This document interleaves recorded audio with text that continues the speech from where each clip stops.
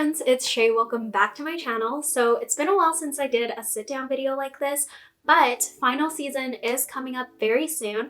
So I thought I would make a video today on how to do well on your finals. So this video is going to be split up into two sections. The first is the study tips, and then we're gonna move on to the test taking strategies. So let's just get on with the video. So my first tip is to create a study plan. Depending on your class, your final may or may not be cumulative. And if you have cumulative exams, that means week 1 is going to be tested on the exam, and you wanna make sure that you're putting enough time for you to actually review everything from week 1 till week 13 or whatever your school might be. I did make a Notion template for this, but you can always copy something like this onto your notebook if you do like planning physically. And creating a study plan helps with knowing how much time studying is going to take instead of starting just a few days before the exam and realizing, I actually have a lot more to review than I thought. My second tip is to not reread everything. So rereading your lecture slides or textbook material may be useful if you don't already understand the concepts, but if you've been tested on a midterm or if you've done quizzes for a specific concept and you already understand it, then rereading your textbook is not going to be the best use of your time. I know that when you're going into an exam, you want to make sure that you know as much as you can, but rereading everything and knowing all the little details may not help if you just run out of time and forget to review all these other sections that you didn't have time to review. I would suggest to only reread textbooks or rewatching lectures, for example, if you truly do not understand the concepts. So my third tip kind of relates to what I said before, but you don't want to review in chronological order. And here's my reasoning for this. So if you review from week 1 to week 13, I'm using 13 because that's what it is in Canada, or where I live in Canada at least. Let's say that you have a week to study for your final exams. So within that week, you didn't manage your time wisely and you only get up to week 8, then you basically didn't get to week 9, 10, 11, 12, 13. And that might be a problem for you if you had a lot of concepts that you didn't understand later on. And obviously, chronological order makes a lot of sense. And if you have a lot of time, or if you started, I don't know, a month in advance or something, then you can totally do this. But if you're limited on time, which most students are, I would not review in chronological order. So I'm telling you what not to do, but what you should do instead is to review from the weeks that you're least confident in to the weeks that you're most confident in. And this ensures that if you run out of time and you can't look at every single lecture that you went through in that semester, at least you can be confident in the concepts that you're least confident in and rely on what you know already for the concepts that you're confident in. And this will also lessen the time you have to spend on each concept because you're not putting the same amount of importance into every single week. I think we can all agree that we don't need to be reviewing concepts that we are so confident and we know already for hours and hours, which you might end up doing if you assign a specific time for each week. My fourth tip is to review the concepts that are most important first. You might notice on exams that majority of the questions will test specific concepts that the prof thinks is important. So there are foundational concepts that you kind of have to know by heart to get the majority of the points on the exam. You don't want to focus your time on the tiny little details that may only be worth 5% on the exam. You want to focus on the majority of the points first. So with the last two tips in mind, I made this little matrix to make it easier for you to understand what I'm saying. So when you think about whatever you're learning, each lecture will have a core concept, some supporting ideas, and minor details. Like I said earlier, you want to understand the core concepts first. That's what's going to get you most of the marks. And if you don't understand the core concepts and you memorize the minor details, it's only going to help for a handful of questions on the exam. You want to focus on what you don't know best. So in the matrix, I have, I don't get it, it's pretty okay, or I know it. So in this matrix, I kind of number the order that you should go in. The very first thing you want to learn or study is the core concepts that you don't understand. And then I'll move on to core concepts that you think is okay, and then core concepts that you kind of know and you just have to briefly review it. And this way, you're making sure that you are taking in the most important parts of the lectures of the course and studying that first, and you have a lot more time to review it to make sure that the information is set in your brain, and then you can move on to the supporting details, which might also help with understanding the core concepts. So I think this matrix will help people who tend to get lost in the details to kind of sort out exactly what you need to know and what you should focus on when you're studying. My fifth tip is that the best way to study is the one that works best for you. So if your study method that you have right now has been getting you marks that you're pretty satisfied with, I would not change it for the final exam. But if you've been doing the same thing for every single exam and you feel like you're not getting the marks that you want, or if you're not understanding things, that's when I would change up my study habits.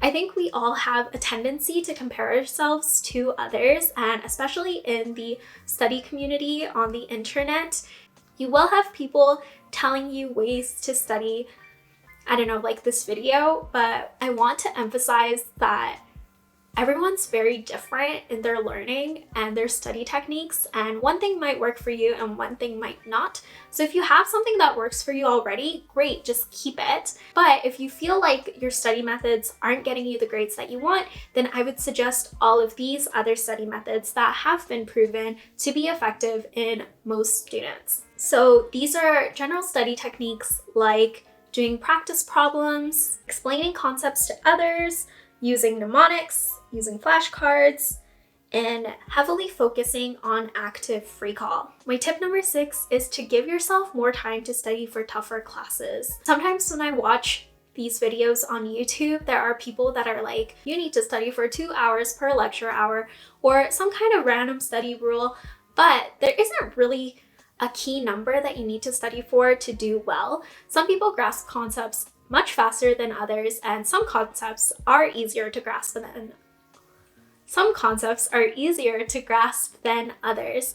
So it doesn't really make sense to give the same amount of time for each class. And generally, you probably do want to study more for tougher classes because you're gonna have more things in that top corner of the matrix that we talked about. Tip number 7 is to get a study buddy and talk it out. So your study buddy can just be an accountability buddy. You might hop on a Zoom call or something and study together, or it can be one that you actually actively study with. So I think this is what led me to do well in my first year courses, where after classes, I met up with this one classmate and we would just study together.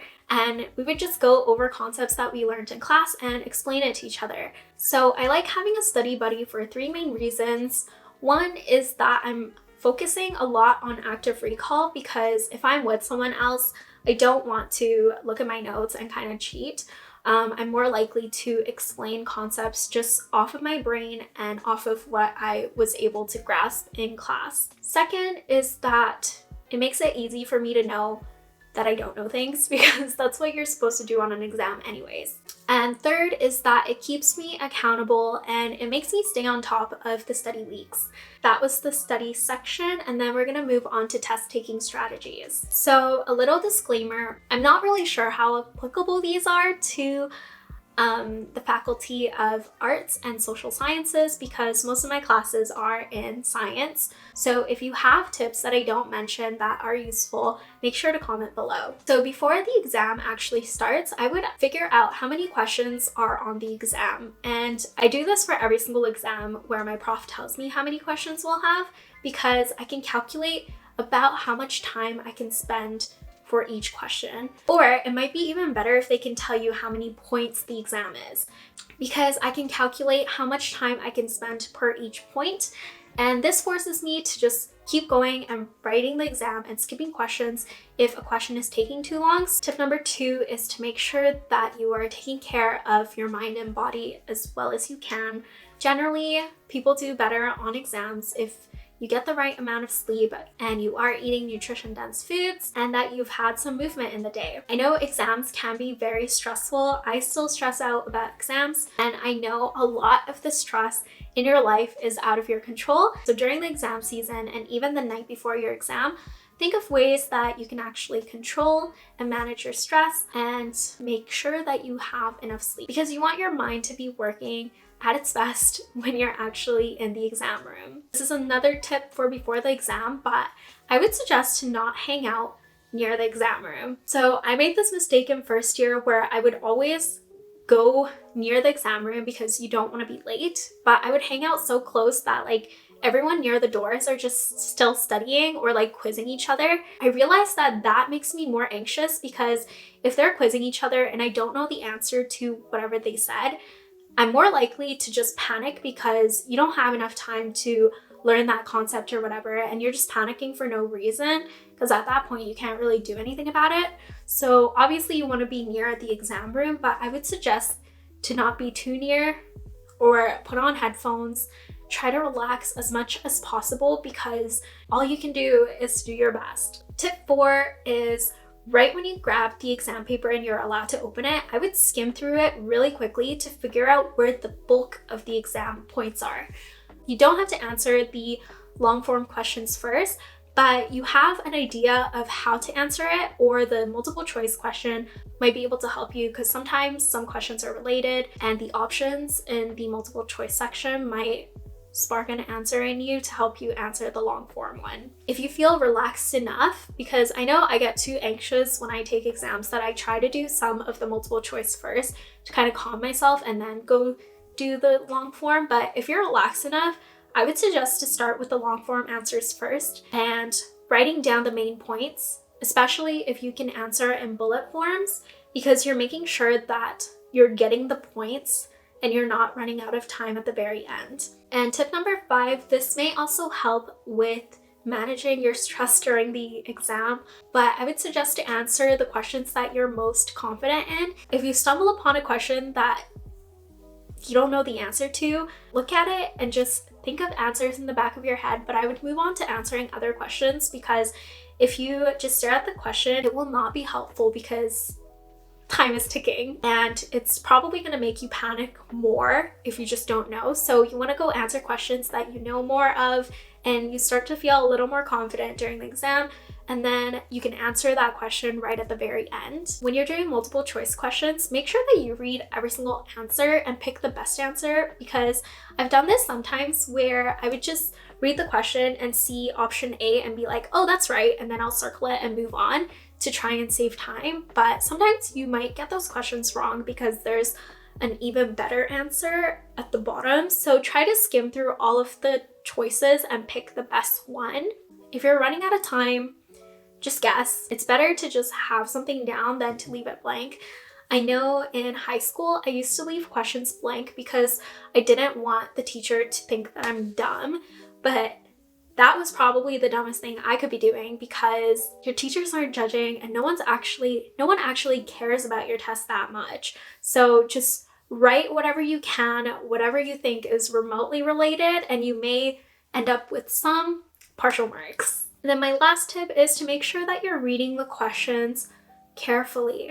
So I make this mistake sometimes where I try to read the question really quickly, and some questions are worded to trick you, like they'll have like a little not, or there's like one word that would make the statement not true, or things like that, and all of those things can make you easily lose the point. So make sure that you're reading questions carefully. I know this sometimes happens when I see a question that's so familiar that it was like on the practice exam, for example, that I would just put the same answer down because I recognized the question, but then the question was like a little bit different from the practice exam, so it would have a different answer. Whew. So my leg is asleep. I'm sitting on the floor this time.